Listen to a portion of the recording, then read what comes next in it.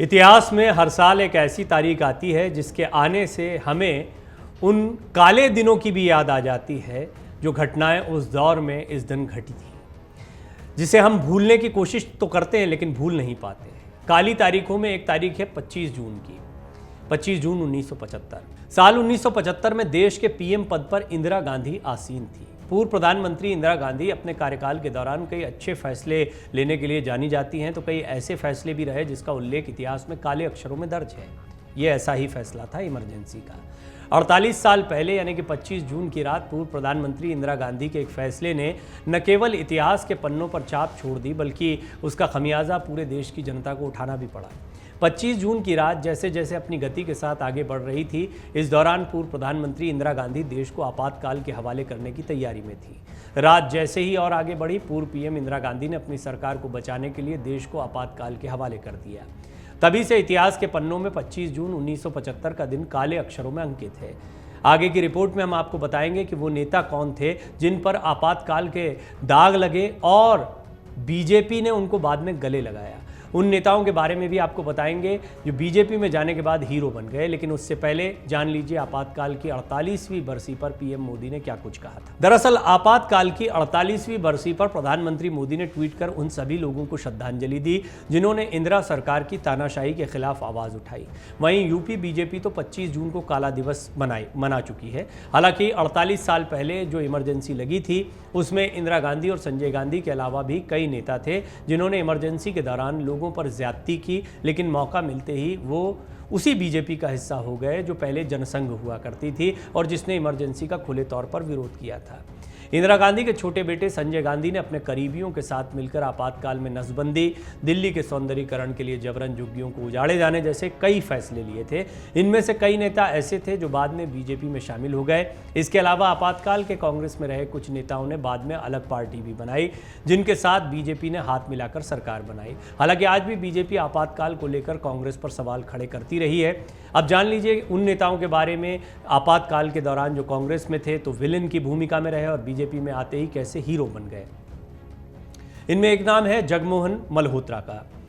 संजय गांधी के करीबियों में जगमोहन मल्होत्रा का नाम आता है जिन्होंने आपातकाल के दौरान दिल्ली को लेकर कई फैसले लिए। जगमोहन एक आईएएस अधिकारी थे, दिल्ली डेवलपमेंट अथॉरिटी के वाइस चेयरमैन थे। आपातकाल के दौरान संजय गांधी ने दिल्ली को खूबसूरत बनाने का काम जगमोहन के जिम्मे सौंपा, जिसके बाद जगमोहन ने कई झुग्गियों को हटाने का काम किया। इसे लेकर जमकर विरोध हुआ लेकिन जगमोहन ने अपने कदम पीछे नहीं खींचे। इसी का नतीजा था कि जनता पार्टी के बाद 1980 में कांग्रेस ने सत्ता में वापसी की तो जगमोहन को दिल्ली का उपराज्यपाल बनाया गया। कांग्रेस ने 1984 में जगमोहन को जम्मू कश्मीर का गवर्नर भी बनाया। संजय गांधी के करीबी रहे जगमोहन के इंदिरा गांधी के निधन के बाद राजीव गांधी के साथ भी रिश्ते बेहतर रहे, लेकिन जम्मू कश्मीर को लेकर दूरियां बढ़ गईं। जगमोहन ने कांग्रेस छोड़कर बीजेपी का दामन थाम लिया। 1990 में बीजेपी ने उन्हें राज्यसभा में भेज दिया। बीजेपी में रहते हुए जगमोहन 1996, 1998, 1999 का लोकसभा चुनाव लगातार जीते। 1998 में जब अटल बिहारी वाजपेयी प्रधानमंत्री बने तो जगमोहन को शहरी विकास, पर्यटन मंत्रालय और सूचना मंत्रालय की जिम्मेदारी मिली। संजय गांधी की पत्नी मेनका गांधी। 1975 में देश में आपातकाल लगाया गया तो इसके पीछे संजय गांधी की अहम भूमिका रही। संजय गांधी ने अपने युवा नेताओं की टीम के साथ आपातकाल के दौरान काफ़ी कड़े फैसले लिए जिनको जुल्मों की श्रेणी में भी रखा जाता है। मेनका गांधी संजय गांधी की पत्नी थी, ऐसे में संजय के हर फैसले में उनकी भूमिका मानी जाती है। मेनका गांधी ने संजय गांधी के निधन के बाद उनकी राजनीतिक विरासत का उत्तराधिकारी घोषित करने के लिए अमेठी से चुनाव भी लड़ा था लेकिन जीत नहीं पाई थी। मेनका गांधी ने संजय के खास रहे अकबर अहमद डंपी के साथ मिलकर राष्ट्रीय संजय मंच बनाया जो लोगों को रोजगार देने के उद्देश्य से बनाया गया था। 1988 में वो वीपी सिंह के जनता दल में शामिल हो गई। 1989 में पीलीभीत से जीतकर लोकसभा पहुंची। 1999 में बतौर निर्दलीय उम्मीदवार पीलीभीत से सांसद बनी मेनका गांधी ने उस वक्त अटल बिहारी वाजपेयी की केंद्र में समर्थन कर दिया था उनकी सरकार का और उन्हें केंद्र में मंत्री भी बनाया गया। 2004 में आधिकारिक तौर पर मेनका गांधी बीजेपी में शामिल हो गई। मेनका लगातार चौथी बार बीजेपी के टिकट पर लोकसभा पहुंच चुकी हैं। इसके बाद उनके बेटे वरुण गांधी भी बीजेपी के टिकट से तीसरी बार सांसद बने। देश में आपातकाल लगने से पहले विद्याचरण शुक्ल रक्षा राज्य मंत्री थे और इंद्र कुमार गुजराल केंद्रीय सूचना मंत्री थे। 20 जून 1975 को इंदिरा गांधी ने दिल्ली के बोट क्लब पर रैली की, जिसका दूरदर्शन पर लाइव कवरेज नहीं हो पाया। इसकी वजह से इंदिरा गांधी नाराज हो गई और उन्होंने इंद्र कुमार गुजराल को सूचना मंत्री के पद से हटाकर रूस का राजदूत बना दिया। वहीं गुजराल की जगह विद्याचरण शुक्ल को सूचना प्रसारण मंत्रालय सौंप दिया गया।